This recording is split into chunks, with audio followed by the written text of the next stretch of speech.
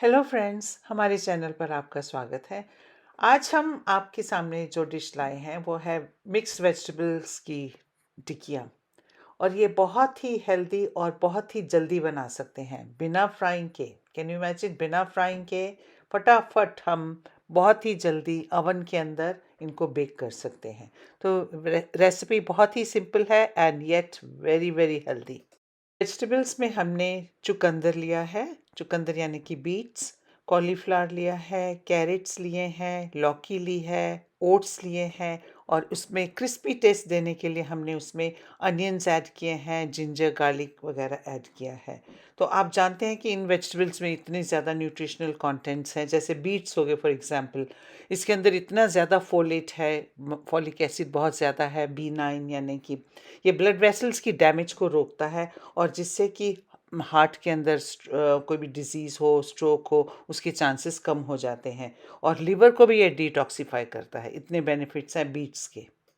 और कैरेट्स को तो आप जानते हैं कितना ये रिच सोर्स है विटामिन ए का। ये डायबिटीज़ को कंट्रोल करता है, ये बोन्स को स्ट्रेंथ देता है, ये हमारी इम्यूनिटी को इंक्रीज़ करता है और बहुत ही बेनिफिट्स हैं। ये जितनी वेजिटेबल्स हैं, जैसे कॉलीफ्लावर के हमने ऑलरेडी बेनिफिट्स डिस्कस किए, मैं दूसरी आप हमारी वीडियो क्लिप देखेंगे उसके अंदर हैं। और जैसे लौकी के भी बहुत से बेनिफिट्स हमने डिस्कस किए हैं। तो आप प्लीज़ अगर उनके बेनिफिट्स जानने हैं और डिश देखनी है तो हमारी लौकी की जो डिश बनाई है कोफ्ते, उसमें आप चेक करिएगा। आप मिक्स्ड वेजिटेबल्स के लिए कोई भी सब्जी ले सकते हैं, जैसे कि ब्रोकली ले ली, स्पिनच ले लिए, पीस ले लिया यानी कि मटर, स्वीट पोटैटोस ले लिए। ये रेगुलर पोटैटोस से बहुत ज़्यादा हेल्थ वाइज बेटर है।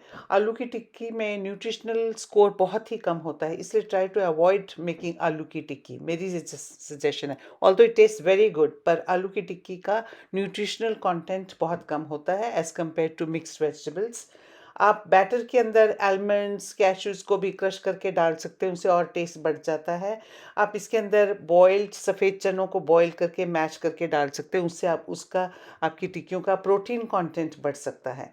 और हमें जितना भी हो सके डीप या शैलो फ्राइंग से बचना चाहिए, क्योंकि फ्राइंग में यूजुअली हम लोग फ्राइंग करते टाइम वेजिटेबल ऑयल यूज़ करते हैं और उसमें से फ्राइंग कंटेंट ऑयल तो जाता ही है हमारे फूड के अंदर, और उसके अंदर ट्रांस फैट होता है कि जो कि हमारी हेल्थ के लिए बिल्कुल अच्छा नहीं है। इसलिए हमें डीप फ्राइंग से और शैलो फ्राइंग से बचना चाहिए।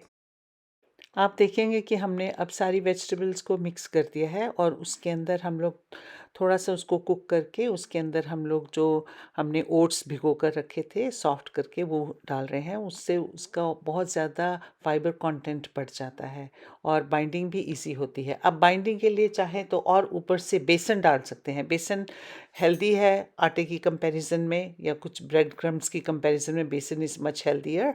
तो आप बेसन डाल सकते हैं, और क्योंकि इसमें प्रोटीन कंटेंट ज़्यादा होता है तो आप डालकर उसकी बाइंडिंग करें। बहुत ही सिंपल रेसिपी। इसको अच्छी तरह से मिक्स करके हल्का हल्का स्लो हीट पे, बहुत ही स्लो हीट पे, जस्ट टू मेक श्योर कि वो वेजिटेबल्स का न्यूट्रिशनल कंटेंट रिटेन रहे।